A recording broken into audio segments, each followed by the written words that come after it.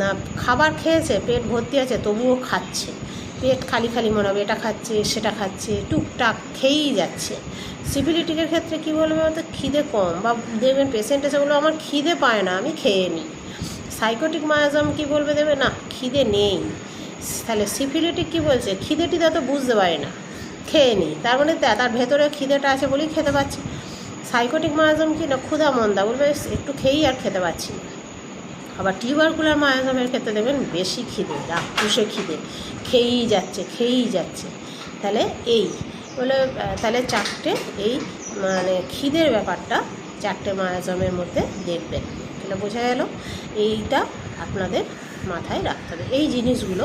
এর সাথে আরও আছে, আরও পড়াশোনা করলে আরও অনেক বৈশিষ্ট্য পেয়ে যাবেন, সেগুলো যারা মনে রাখতে পারবেন আরও ভালো ট্রিটমেন্ট করার সুযোগ পাবেন এবং আরও ভালো চিকিৎসা করতে পারবেন, বা এমন কোনো বৈশিষ্ট্য দেখা গেল যে সেটা আপনি পেয়ে গেলেন, সেক্ষেত্রে আপনার